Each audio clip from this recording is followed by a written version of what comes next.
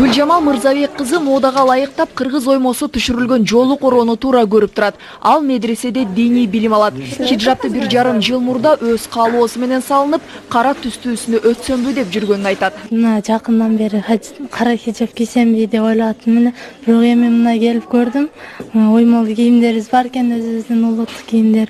Мындан кийин улуттук өзүбүздүн кийимдерди оймолуу булар хиджабтар кийсек бизге жашат экен. Боюңуз дагы узун көрүнөт. Акыркы убакта хиджаб маселеси көп талкуу болуп, элдин башы айланып калды дейт дизайнер Айжамал Алмамат кызы. Бул маселеге өкмөт башчынын өзү кийлигишип жаткандыгын көрүп, улуттук стилдеги жоолукту иштеп чыгууну чечкен. Кыздарга жакшы жарашат. Көйнөктөр менен кийгенде дагы, чапандар, жилеткалар менен кийгенде дагы аябай кооз чыгат. Акыркы күндөрү көбүрөөк заказ болуп калды. Көбүрөөк буйрутма алып атабыз. Жоолуктагы оймолор кыз келиндердин жаш өзгөчөлүктөрүнө карап түшүрүлөт.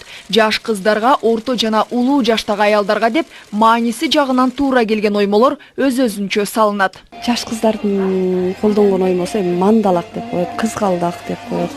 Чоң аялдарга болсо ак өркө деген оймо бар. Карчыга канат деген бар. Ал эми дин кызматкерлери хиджаб менен кыргыздын улуттук кийимдеринин айырмасы жок экендигин айтышат. Аялдардын паранжа жамынуусу же кара түстүү хиджаб кийүүсү туура эмес дешет. Кыргыз аялдарынын улуттук кийимдери исламдын талаптарына толук жооп берерин белгилешти. Курманжандыкка энебиз кийген, дагы ушундай азыр энелерибиз кийишип атат. Мынерге ойма чиймелерин кирип, эң хиджабтын жакшысы ушул. Демек, кийимдин айынан маселени курчутуунун зарылчылыгы жок. Кыргызстан салттуу исламдын багытын кармаса, ошол жетиштүү дешет дин кызматкерлери. Ал эми кыздардын улуттук кийимдерге басым жасай баштаганы эл арасында да көңүл жылыткан оң пикирди жаратууда. Актиле Гүлжигет кызы Акжол Айбашев, Коомдук 1 канал, Ош шаары.